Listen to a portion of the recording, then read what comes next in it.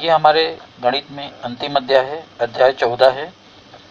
इस अध्याय में हम खास तौर से 3 चीजें पढ़ेंगे। नंबर 1 माध्य, नंबर 2 बहुलक, नंबर 3 माध्य। इस सांख्यिकी में ये 3 टाइप के सवाल हैं जो परीक्षा में पूछे जाते हैं और इनमें से 2 सवाल अथवा में हमेशा आते हैं। ये 5-5 नंबर के सवाल है, सबसे आसान सवाल है जिनको हमको पूरे 5 में से 5 नंबर इसमें से लेके आना है। तो इसमें हम सबसे पहले सीखेंगे माध्य। माध्य में नंबर 1 माध्य जो है, माध्य में 3 टाइप के सूत्रों का प्रयोग किया गया है।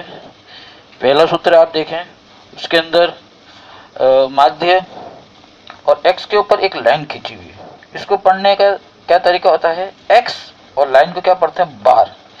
x बार, देखो मैं साइड में लिख के बताता हूँ, x बार।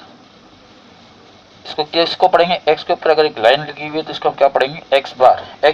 x बार का मतलब है वो माध्य को ही बताता है। इसका एक सूत्र है संख्याओं का योग बटे कुल संख्या। अगर आपको याद है तो हमने 9th क्लास में सांख्यिकी में आखिरी में पढ़ा था माध्य, बहुलक और माध्यक। दूसरा सूत्र है, जब हम सवाल आएगा उसको हम करेंगे प्रत्यक्ष विधि में। तीसरा सूत्र है पग विचलन विधि, ये जब सवाल आएंगे अप्रत्यक्ष विधि में आता है, उसको हम करेंगे। आज हम पहला जो सूत्र है उसको हम करते हैं, जिसे हमने 9th क्लास में किया था। उसको थोड़ा मैं रिवाइज करता हूँ। शुरुआत हम रिवाइज से करते हैं। देखें 9th क्लास में हमने एक सवाल किया था, उस सवाल को आपको देखेंगे तो आपको याद आ जाएगा। सवाल है हमारा, उसमें एक टीम ने फुटबॉल के 10 मैचों में निम्नलिखित गोल किए। ये गोल हैं अलग अलग 10 मैचों के। अब इन गोलों को हमने 9th क्लास में देखा था, इन गोलों के हमने माध्य, माध्यक और बहुलक ज्ञात किए थे। ये सवाल मैंने 9th क्लास का इसलिए लिया है जिससे आपको एक बार में सवाल समझ में आ जाए। और फिर एक सवाल में इसका आपको होमवर्क में दूंगा, आप करके रखिएगा। और फिर हम कल इसकी प्रश्नावली 14.1 शुरू करेंगे। तो सबसे पहले हम इसका निकालेंगे माध्य। माध्य के लिए हमने अभी सूत्र देखा था, क्या सूत्र देखा था कि आप देखें, सूत्र देखा था संख्याओं का योग बटे कुल संख्या। अब यहाँ मैंने संख्या की जगह गोल ले लिया क्योंकि सवाल में गोल किए गए 10 अलग अलग। तो देखिए सूत्र क्या हो गया, माध्य बराबर मैच में गोलों का योग। गोलों का योग मतलब जितने भी गोल, इन सब गोलों को हमको प्लस करना है। और कुल मैच कितने हो गए, 10 हुए। देखो मैं करके बताता हूँ आपको। सूत्र लिख दिया सबसे पहले, माध्य बराबर मैच में गोलों का योग। गोलों का योग कैसे लिखेंगे, बट्टे का निशान बनाओ पहले और सारे गोल लिख दो प्लस करके।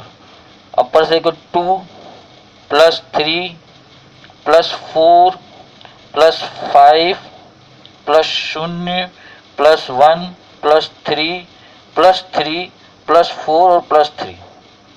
तो ये कुल कितने मैच हुए थे, तो कुल मैच हमारे हुए थे 10। हमको क्या करना पड़ेगा, इन सभी माध्य निकालने के लिए इन सभी गोलों का क्या करना पड़ेगा, सबसे पहले तो योग करना पड़ेगा। योग देख कितने हो गया, 2 और 3 5, 5 और 4 9, 9 और 5 14, 14 में 0 जोड़ेंगे तो 14 ही आएगा। 14 और 1 15 और 3 18, 18 और 3 21, 21 और 4 25 और 25 और 3 28। कुल हो गए 28 बटे में 10। तो अब यहाँ हल करने के 2 तरीके, या तो आप 10 का भाग लगाएं इस प्रकार रफ में, 28 में 10 का भाग लगाएंगे, 10 दूनी 20, यहाँ 8 बचा, यहाँ कुछ भी नहीं, यहाँ 0 लगाया और यहाँ पे क्या लगाएंगे 10 हम लोग। और कितनी बार जाएगा, 8 बार, 80। एक तो ये तरीका है। अगर ऐसी संख्या मैंने आपको 9th में भी सिखाया था, अगर 1 के आगे 0 1 हो या 2 हो या 3 हो, जितने शून्य उसके पीछे एक अंक, 1 शून्य है तो 1 के बाद दशमलव लगा दो। अगर हमको ये याद रहता तो इस विधि से करें तो भाग करना अपने को। तो 1 शून्य है तो मैं इसको इस विधि से कर रहा हूँ कि 1 के पीछे मैंने 28 लिखा और 1 के बाद दशमलव लगा दिया। इसको इस तरीके से भी कर सकते हैं डायरेक्ट, और इससे भी कर सकते हैं। तो ये हमने क्या निकाल लिया, माध्य निकाल लिया। माध्य के बाद हम क्या निकालेंगे, माध्यक निकालेंगे। माध्यक निकालने के लिए हमको क्या करना पड़ेगा, सबसे पहले ये जितने भी गोल दिए हुए हैं इन गोलों को हम अवरोही क्रम में जमाएंगे। देखिए हम अवरोही क्रम में जमाएंगे, सबसे पहले 0 आएगा, फिर 1 आएगा, फिर 2 आएगा। देखें सबसे पहले हम किसको, आरोही क्रम में। आरोही क्रम का मतलब होता है बढ़ते हुए क्रम में। सबसे पहले सबसे छोटा गोल 0 1 2, उसके बाद आप देखें 3 कितनी बार आया? 1 2 3 4 बार 3 आया, तो हम 3 को 4 बार लिख देंगे। 1 2 3 और ये 4 बार 3 लिख दिया हमने। उसके बाद हम देखें हमारे पास 4 कितनी बार आया? 1 और ये 2 बार 4 आया है और एक 5 आया है। तो हमने क्या करा?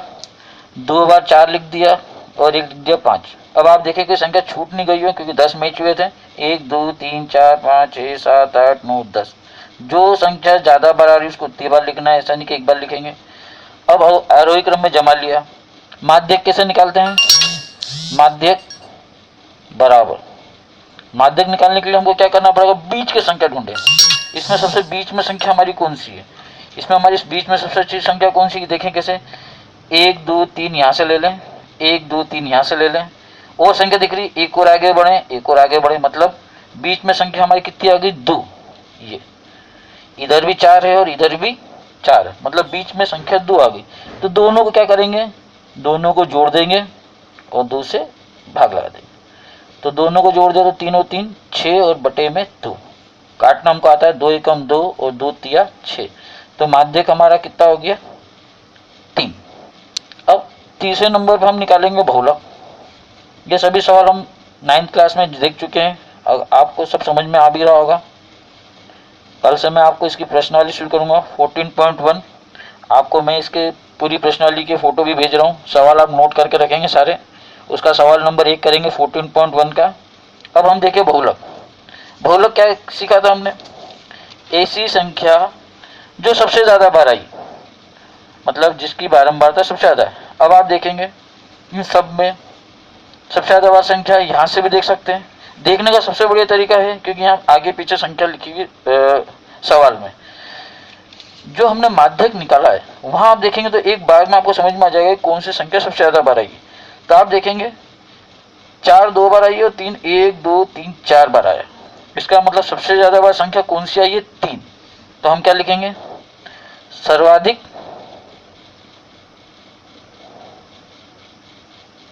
बारंबारता किसकी है? बारंबारता 3 की है। इसलिए बहुलक कितना जाएगा? बहुलक बराबर 3। ये हमारे 9th क्लास के सवाल ऐसे कैसे आपको याद आ गया होगा। आप एक में होमवर्क में आप देखना, आप इसको नोट कर लें। होमवर्क में इसका जो सवाल है वो ये है, देखिए आप इसको नोट कर लीजिए। ये सवाल आप करके रखेंगे और 14.1 कल से हम स्टार्ट करेंगे इस अध्याय की पहली प्रश्नावली। और पहला सवाल आप कॉपी में नोट करके रखें और हम कल से इसकी शुरुआत करेंगे।